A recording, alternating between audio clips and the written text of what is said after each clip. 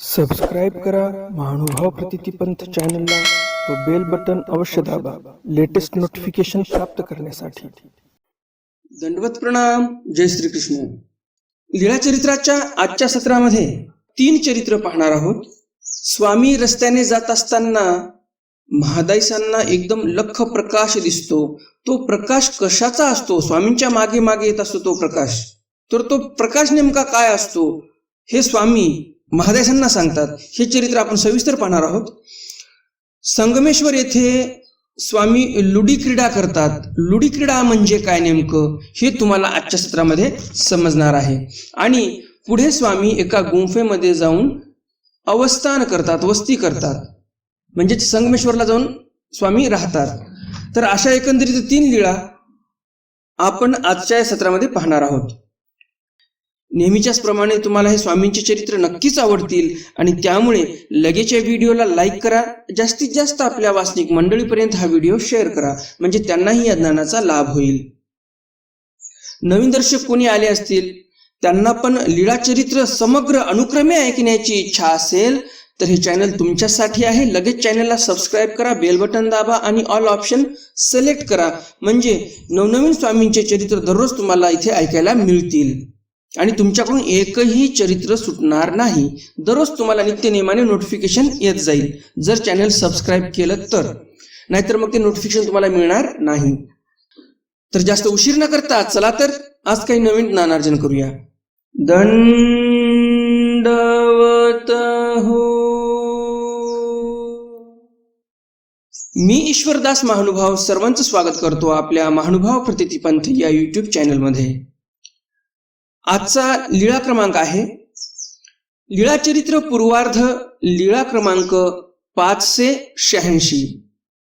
मार्गी देवता अनुवर्जन, महादाईसा प्रकाश दर्शन। रस्त्याने जात असताना देवता स्वामींसोबत आल्या, स्वामींना अनुवर्जित आल्या, म्हणजे स्वामी जात आहेत निघून जोगेश्वरीवरून, म्हणून तिथली देवता सोबत आली।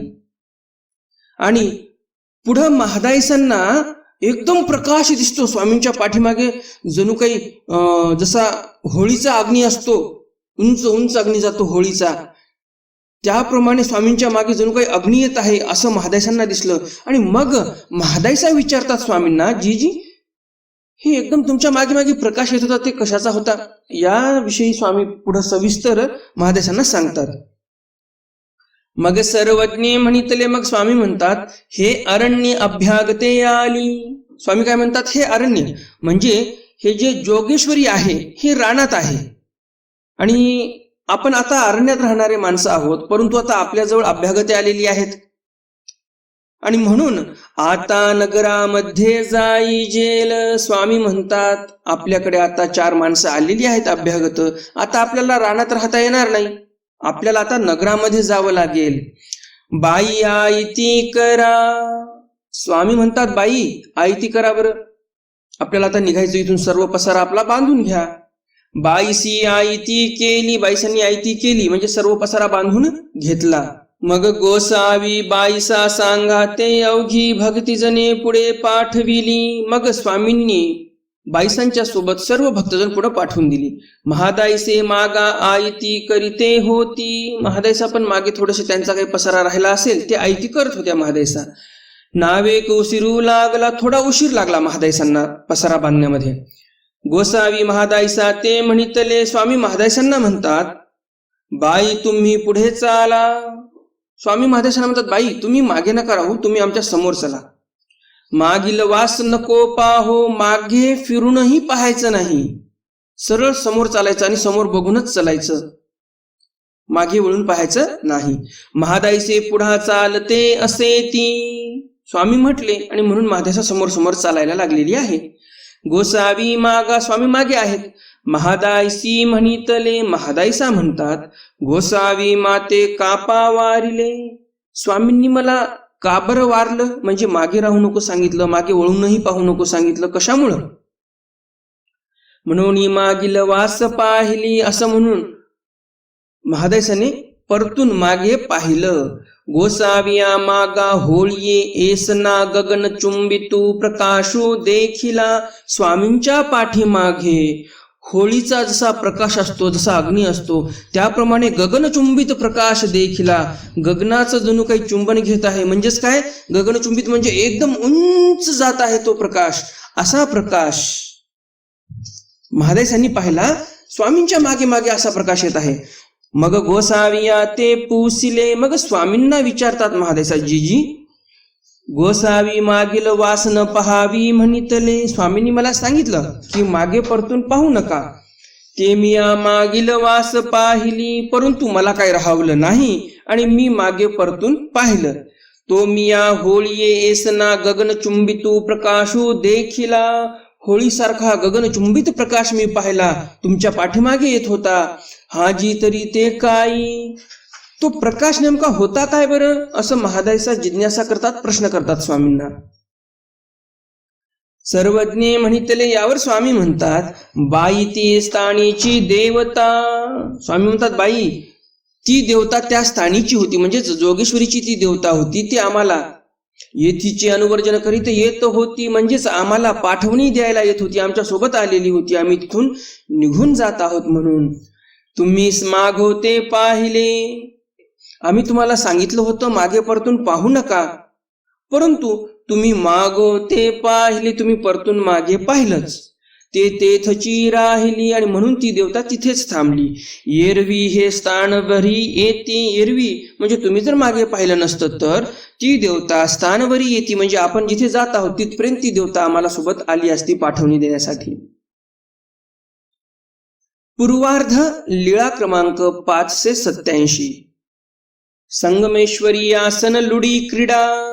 संगमेश्वराच्या ठिकाणी स्वामी जातात, तिथे बसतात आणि तिथे गेल्यानंतर स्वामी लुडी क्रीडा करतात. कशी असते लुडी क्रीडा, समोर येणारच आहे. भक्तजन ते लुडी क्रीडा खेळतात. मग गोसावी संगमेश्वरासी बीजे केले. मग स्वामी संगमेश्वरला गेले. चौकीच्या दारवठ्याचे आडदांडिये पासी ब्राह्मणू भेटला. चौकीच्या दारवठ्यापाशी आडदांडी होती आणि त्या आडदांडी पाशीच ब्राह्मण भेटला.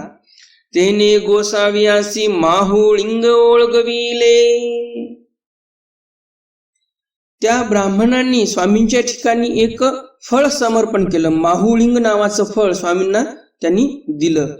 चौकी आसन झाले. स्वामी चौकामध्ये जाऊन बसले. गोसावी प्रसादू केला. स्वामींनी प्रसाद केला त्या फळाचा.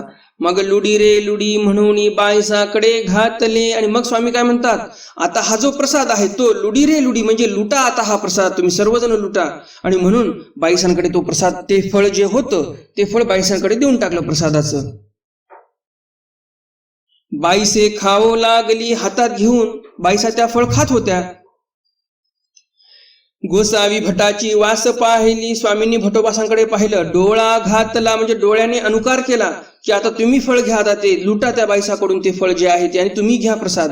आणि भटी बाईसाचा हात उतळी हाणीतला. बाईसांच्या हातात फळ होतं आणि भटोबासांनी काय केलं, खालून हाताला हात मारला असावर आणि ते फळ आकाशात गेलं. आणि वरी झेलून घेतले. ते फळ असं आकाशात वर गेलं आणि वरच्यावर भटोबासांनी ते फळ झेललं, घेतलं. मग भट्ट खावो लागले आणि मग ते भट्ट प्रसाद खायला लागले. मग गोसावी इंद्रभटा ते म्हणितले. भटोबास खायला लागले प्रसाद. आणि मग स्वामी इंद्रभटांना म्हणतात, इंद्रिया तुम्ही लटले ती गा. इंद्रिया तुम्हीच लुटल्या गेले की हो, तुम्हाला प्रसादच मिळत नाही आणि भटोबासच प्रसाद खात आहेत, हे काय बरोबर नाही. मग इंद्रभटी भटाची हातीचे झोंबवणी घेतले. मग इंद्रभटांना वाटलं, अरे मला कावर नको स्वामींचा प्रसाद. आणि म्हणून चांगली झोंबाझोंबी झाली इंद्रभटांची भटोबासाची, झटापट झाली. आणि इंद्रभटांनी ते जे प्रसाद होतं, इंद्रभटांनी ते जे प्रसादाचं फळ होतं ते घेतलं. मग इंद्रभट्ट खावो लागले आणि मग इंद्रभट्ट खायला लागले तो प्रसाद. मग सर्वज्ञ म्हणितले. मग स्वामी म्हणतात, हे काय गा इंद्रिया सांपे तुम्ही लंड झाले ती मा. मग स्वामी म्हणतात, का हो इंद्रभट्टो, तुम्ही हल्ली लुटारू झालात.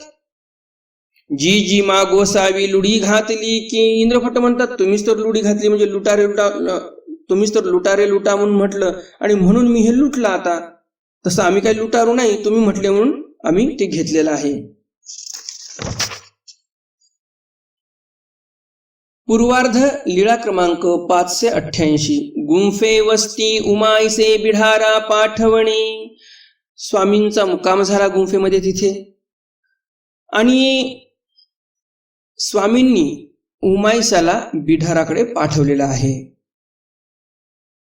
मग गोसावी वायव्य कोणीची गुंफेसी बिजे केले. वायव्य दिशेला जी कोणती गुंफा होती तिथे स्वामी गेले. गोसावियांसी रात्री पूजा सुरू झाली. अनंतरे दादोस महादायसे भट्ट येरी गुंफेसी निद्रास्थाना निघाली. संध्याकाळचा स्वामींचा पूजावसर झाला आणि नंतर दादोस महादायसा भट्टोबास हे दुसरी एक गुंफा होती बाजूला, तिथे झोपण्यासाठी गेले. उमाईसे बाहेरी भीतरी निघो लागली. उमाईसा आतमध्ये जायच्या बाहेर यायच्या, आतमध्ये जायच्या बाहेर यायच्या. मग सर्वज्ञ म्हणितले. स्वामी म्हणतात, बाई बांधली गाय असे ते सुटाव्या लागुनी खुंटा भवती भवे. स्वामींनी इथे बांधलेल्या गायीचा दृष्टांत दिला. स्वामी म्हणतात, बाई बांधलेली गाय असते ते सुटण्यासाठी त्या खुट्याभोवती भोवते भोवते भोवते फिरते.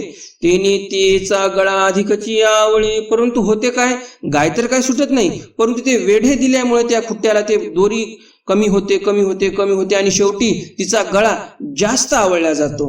जेने बिरडे लावले तो सोडी तै सुटे.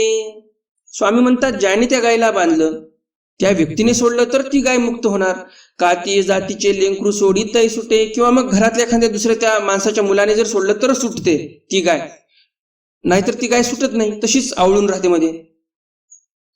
बाई तुम्ही ही बिढारासी जा कळपीची गाय कळपीची मिळे.